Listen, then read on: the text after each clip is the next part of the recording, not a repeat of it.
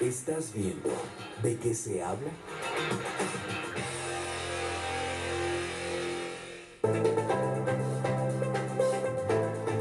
Y seguimos hablando sobre la decisión de la Corte de permitir a los jóvenes o menores de edad entre 14 y 18 años tener relaciones de unión libre sin la autorización de sus padres. Ahora, además de las implicaciones legales, la pregunta de fondo es si están estos jóvenes en la capacidad de tomar este tipo de decisiones y asumir las consecuencias de las mismas. Además, abre el debate del límite establecido para que una persona se considere mayor de edad.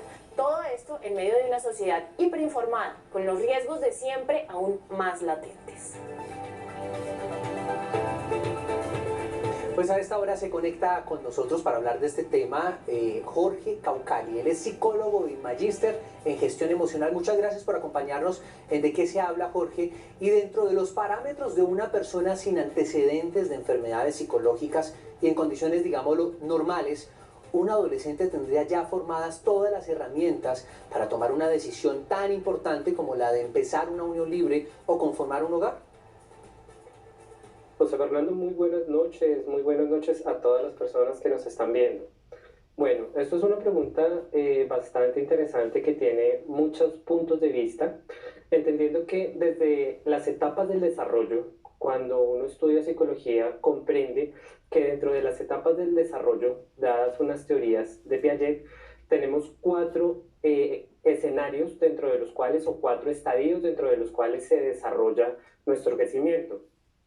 Cuando hablamos de los niños de 14 años, estamos hablando de niños o de adolescentes que ya tienen un proceso de operaciones formales. ¿En qué trata el proceso de relaciones formales?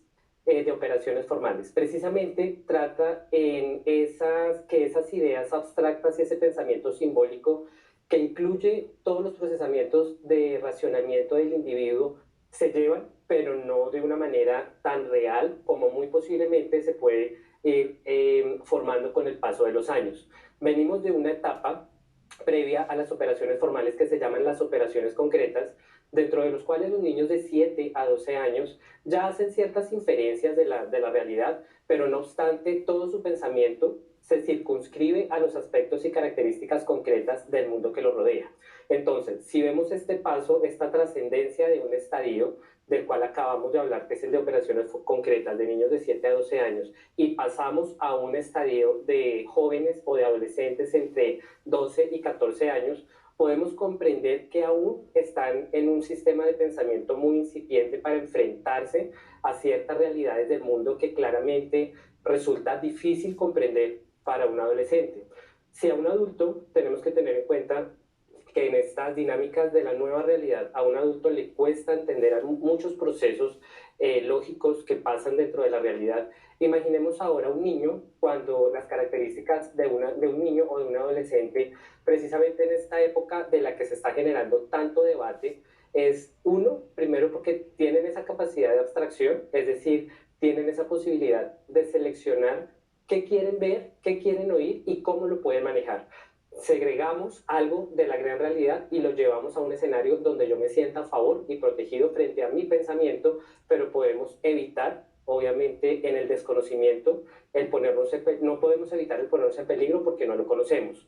Igualmente, estamos hablando de una época donde ya todos esos pensamientos abstractos, esos pensamientos simbólicos con los que crecemos, que se van formando producto del reflejo de lo que nosotros vemos en casa, de cómo vamos formando nuestro propio sistema de pensamiento, se van volviendo un poco más reales y empezamos a soñar a futuro.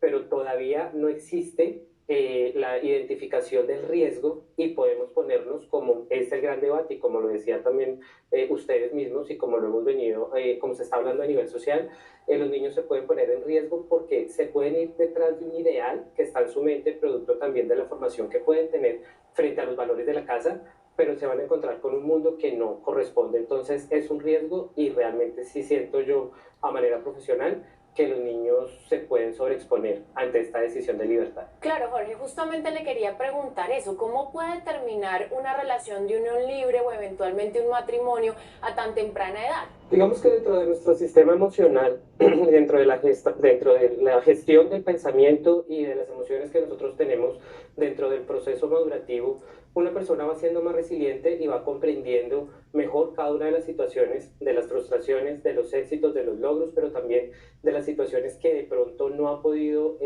sopesar con el paso del tiempo, ya cuando es adulto. Encontramos una manera resiliente de ver el mundo, de ver la vida, pero un niño es muy frágil. Entonces hay que entrar a mirar primero el pensamiento que puede tener un adulto, porque finalmente, ¿qué puede ofrecer un adolescente, un niño que se está empezando a formar dentro de esa autoexploración o de esa exploración en su mundo real, cuando va a tener que enfrentarse a una realidad que va más allá de una simple unión libre? Estamos hablando de un sistema de pensamiento que está involucrando no solamente un contacto físico, que de por sí ya es un punto que tenemos que tener pues en alerta y muy claro, pues también para salvaguardar la integridad física y emocional y psicológica de los adolescentes, sino que se aboca a que el adolescente también, si va a entrar en unión libre, muy posiblemente el adulto que en este momento tenga la posibilidad de compartir ese escenario con la persona, hay que entrar a mirar el debate frente a cómo se va a trabajar temas que entran a ser diferentes aristas a formar parte de la relación. ¿Cómo vamos a trabajar el tema del dinero? ¿Cómo se va a trabajar el tema de la manutención del hogar? ¿Cómo este tipo de decisiones jurídicas replantean el límite para la mayoría de edad tal vez en Colombia? Yo creo que este tipo de decisiones jurídicas van más enfocadas directamente al planteamiento que se debe hacer desde el sistema de valores que manejen en el hogar. Los padres es un punto, es importante que los padres reevalúen la educación, que reevalúen también los valores que le están dando a sus hijos, porque a partir de ahí también tienen el criterio y la responsabilidad de formar el futuro de sus hijos.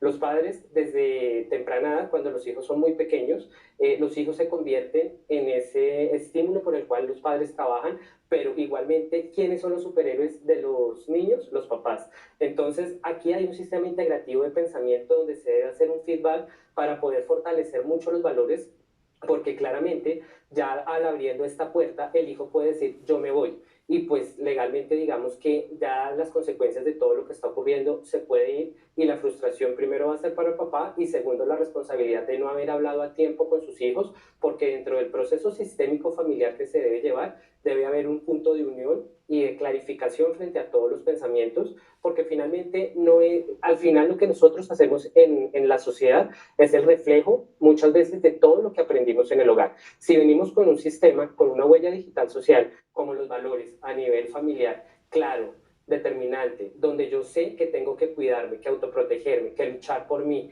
que de pronto el papá puede hablar, así como hace muchos años también se impartieron clases de educación sexual, que ahora más que nunca siento que se debe tener una corresponsabilidad con este tema, no solamente desde la pedagogía académica, sino también desde el hogar. Asimismo debe replantearse mucho el ideal de los valores desde el autocuidado, porque efectivamente el niño se puede ir, pero también está en el papá intentar frenar esa decisión por medio de un diálogo activo que de manera preventiva permita que el niño no vaya a sufrir más adelante. Pues Daniela, esto abre la puerta, tienen la libertad para volar, pero como lo dice el doctor Caucali, no tienen alas todavía.